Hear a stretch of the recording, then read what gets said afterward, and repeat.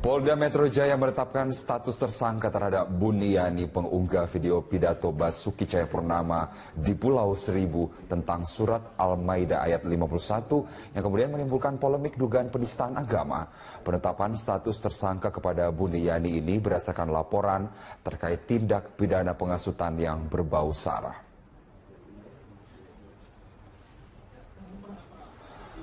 Polisi menetapkan Buniyani sebagai tersangka usai pemeriksaan selama 9 jam oleh penyidik Subdit Cybercrime Ditreskrimsus Polda Metro Jaya. Kabid Humas Polda Metro Jaya Kombes Awi Setiono mengatakan hasil pemeriksaan dan hasil konstruksi hukum telah mengumpulkan barang bukti yang cukup. Karena perbuatannya, Buniyani terancam pidana maksimal 6 tahun penjara sesuai Undang-Undang ITE. Mengubah isi dari video tersebut. Saya bersumpah demi Allah tidak mengubah apa-apa di dalam video tersebut. Hampir 10 jam sebagai saksi terlapor yang diduga mengunggah potongan video pidato Ahok yang belakangan menimbulkan polemik. Buniyani ditetapkan sebagai tersangka karena melanggar pasal 28 ayat 2 Undang-Undang Nomor 11 Tahun 2008 tentang ITE. Yang bersangkutan diduga melakukan pencemaran nama baik dan penghasutan sara. Buniyani datang ke Polda Metro Jaya dengan didampingi tim kuasa hukumnya dari Himpunan Advokat Muda Indonesia Rabu pagi.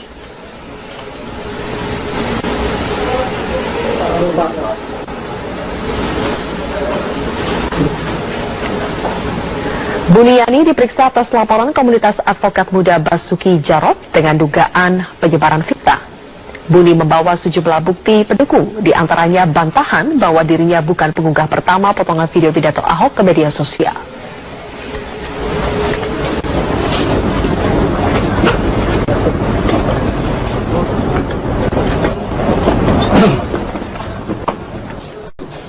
Jadi jangan sampai dengan bukti permulaan yang cukup, yang bersangkutan saudara BY kita naikkan statusnya menjadi tersangka. Bahwasanya yang bersangkutan dari tuduhan persangkaan oleh pelapor terkait dengan pencemaran nama baik dan penghasutan sara yang dapat kita penuhi terkait dengan unsur-unsur perbuatan pidananya, yaitu terkait dengan adanya penghasutan yang berbau sara. Tentunya yang bersangkutan dipersangkakan melanggar pasal 28 ayat 2 Undang-Undang Nomor 11 Tahun 2008 tentang ITE yang berbunyi, setiap orang dengan sengaja dan tanpa hak menyebarkan informasi yang ditujukan untuk menimbulkan rasa kebencian atau permusuhan individu dan atau kelompok masyarakat tertentu berdasarkan atas suku, agama, ras, dan antar golongan atau sara. Kemudian tentunya kita junturkan pasal 45 ayat 2 Undang-Undang Nomor 11 Tahun 2008 tentang ITE yang berbunyi, setiap orang yang memenuhi unsur sebagaimana dimaksud dalam pasal 28 ayat 1 atau ayat 2 dipidana dengan pidana penjara paling lama 6 tahun dan atau denda paling banyak 1 miliar rupiah. Polda Metro Jaya sebagai tersangka kasus penghasutan sara terkait dengan pengunggahan potongan video pidato Basuki Cahayapurnama ke media sosial. Untuk mengetahui informasi selengkapnya, kita terhubung dengan Livia Ramadanti langsung dari Polda Metro Jaya. Livia, apakah setelah ditetapkan sebagai tersangka, Buniyani ditahan oleh Polda Metro Jaya?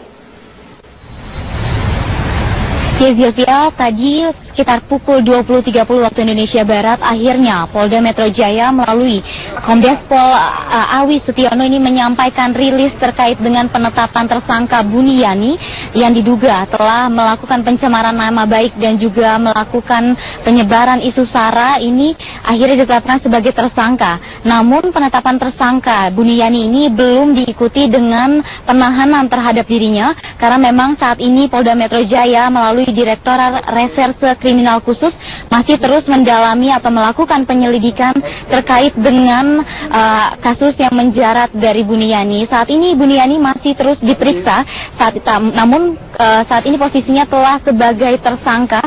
Saat tadi sekitar pukul 10.20 waktu Indonesia Barat, Buniyani diperiksa untuk pertama kalinya sebagai terlapor, dan sekitar 9 jam Buniyani telah melaksanakan atau melakukan pemeriksaan di Direktorat Reserse Kriminal Khusus.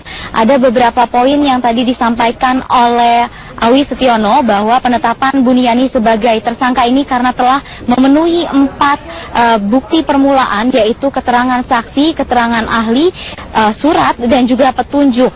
Dan Buniyani ini ditetapkan sebagai tersangka karena telah diduga atau melanggar 2 pasal sekaligus, yaitu pasal 28 ayat 2 Undang-Undang Nomor 11 Tahun 2008 tentang ITE yang juga diikuti dengan pasal 45 ayat 2 Undang-Undang Nomor 11 2008 tentang ITE juga. Dan untuk hukuman maksimal yang akan menjerat Buniyani ini adalah 6 tahun kurungan penjara dan juga denda maksimal 1 miliar rupiah. Buniyani ini juga tadi ditetapkan sebagai tersangka bukan karena mengunggah video berdurasi 30 detik yang diunggah di media sosialnya, yaitu akun Facebooknya, melainkan Buniyani ini ditetapkan sebagai tersangka karena isu karena kalimat bersifat provokatif yang ia sampaikan di video yang ia unggah di akun Facebooknya. Inilah yang menjadi penetapan sebagai tersangka Buniyani, karena menurut dari keterangan penyidik ini Buniyani ketiga kalimat paragraf ini berdasarkan hasil dari penyelidikan ini, bahwa di sana kita dapat menyangkakan Buniyani ini ke dalam pasal 28 ayat 2 Undang-Undang ITE. Dan sampai saat ini Buniyani masih menjalani proses pemeriksaan lebih lanjut, dan untuk penetapan apakah dirinya nanti akan ditahan atau tidak akan diputuskan pada pukul 20 waktu Indonesia Barat pada esok hari, akan disampaikan langsung dari Mapolda Metro Jaya. Untuk sementara demikian yang dapat kami laporkan langsung dari Mapolda Metro Jaya. Livia Ramadhani, terima kasih atas laporan Anda. Unjuk rasa yang akan dilakukan pada 2 Desember mendatang akan tetap dilakukan di Jakarta. Namun Hidayat mengimbau agar peserta aksi tidak membawa senjata tajam saat berlangsungnya aksi unjuk rasa. Wakil Ketua MPR RI Hidayat Nur Wahid memastikan bahwa aksi unjuk rasa lanjutan pada 2 Desember nanti akan tetap dilakukan oleh umat muslim terkait kasus hukum yang melibatkan Gubernur DKI Jakarta nonaktif Basuki Cahayapurnama. Unjuk rasa ini bukan untuk menghadirkan makar dan menggulingkan pemerintahan Jokowi JK, namun hanya untuk memastikan bahwa Polri melakukan penegakan hukum dengan adil. Betul, kalau demo itu akan diselenggarakan, penting betul apa yang harus diperhatikan. Pertama, harus ditegaskan oleh panitia bahwa demo ini tidak untuk anarki. Karenanya tidak boleh ada, karena ada yang menyuarakan bawa bambu runcing. Panitia harus mengatakan tidak boleh bawa bambu runcing. Yang akan bawa bambu runcing silahkan tangkap oleh petugas. Harus ditegaskan tidak boleh ada yang membawa senjata tajam, tidak boleh ada apalagi membawa hal yang guna akan menghadirkan anarki maupun juga kekerasan-kekerasan. Harus. Panglima TNI Jenderal Gatot Nurmantio menegaskan bahwa segala tindak upaya pemecah belah bangsa akan ditindak sesuai aturan yang ada. Panglima juga kembali meminta untuk tidak lagi digelar unjuk rasa, terlebih jika unjuk rasa mengganggu ketertiban umum. Tapi Indonesia adalah milik kita bersama, maka aturan bersama yang kita patuhi.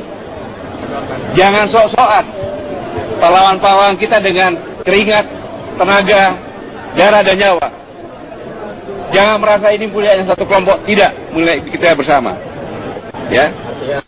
Kami akan kembali pemirsa dengan informasi lainnya, di antaranya pengunggah potongan video pidato Ahok Buniyani hari ini menjalani pemeriksaan diperiksa sebagai terlapor. Buniyani datang ke Polda Metro Jaya dengan didampingi tim kuasa hukumnya dari Himpunan Advokat Muda Indonesia.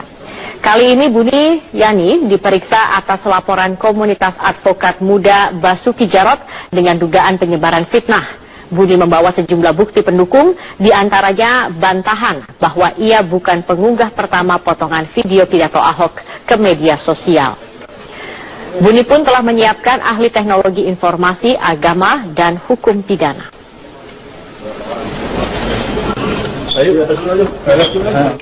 Ketua Front Pembela Islam Rizik Syihab hari ini dimintai keterangan oleh penyidik Bareskrim Polri. Rizik Syihab dimintai keterangan sebagai ahli dari pihak pelapor atas kasus dugaan penodaan agama yang dilakukan oleh Basuki Cahayapurnama. Usai diperiksa selama 3 jam, Rizik mengaku telah memberikan keterangan tambahan guna menyempurnakan berita acara pemeriksaan terhadap dirinya sebagai ahli agama dari pihak pelapor, yakni Ketua FPI DKI Jakarta Muhsin Alatas. Keterangan tersebut mulai dari dalil-dalil serta membawa bukti-bukti baru, salah satunya sebuah buku karangan Ahok.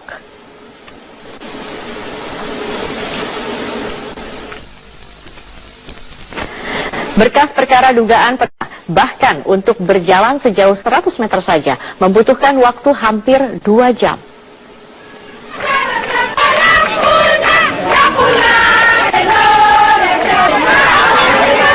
Ahok didampingi sejumlah anggota tim pemenangan belusukan di kawasan perumahan warga Pulau Mas, Jakarta Timur. Dalam belusukan kali ini, pada awalnya Ahok mengaku ingin melihat permukiman yang dulunya kerap menjadi wilayah langganan banjir. Namun kini telah berkurang setelah normalisasi sungai selesai dilakukan.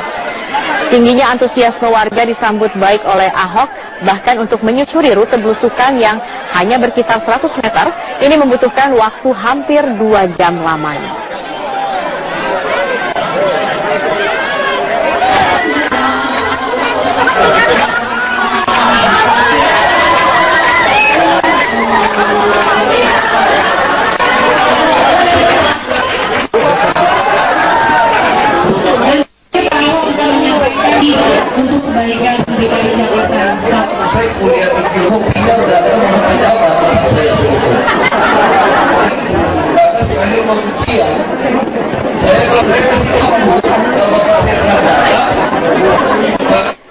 Calon Gubernur dan calon Wakil Gubernur DKI Jakarta nomor urut 1 Agus Harimurti Yudhoyono dan juga Silviana Murni hari ini berkampanye dengan mengunjungi sejumlah pulau di Kepulauan Seribu.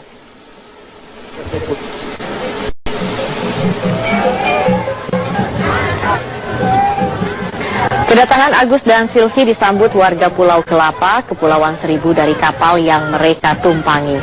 Dalam kunjungannya, Agus Silvi mendengarkan aspirasi warga mengenai fasilitas kesehatan dan sulitnya mendapatkan air bersih untuk kebutuhan sehari-hari. Agus Silvi berjanji jika nanti mereka terpilih akan mewujudkan keinginan dan memperhatikan nasib warga Kepulauan Seribu. Di sela-sela kunjungannya, Agus sempat menanggapi kisruh yang terjadi di partai berlambang Ka'bah. Menurut Agus, dirinya tidak akan mencampuri urusan internal Partai Persatuan Pembangunan dan akan tetap fokus untuk berkampanye.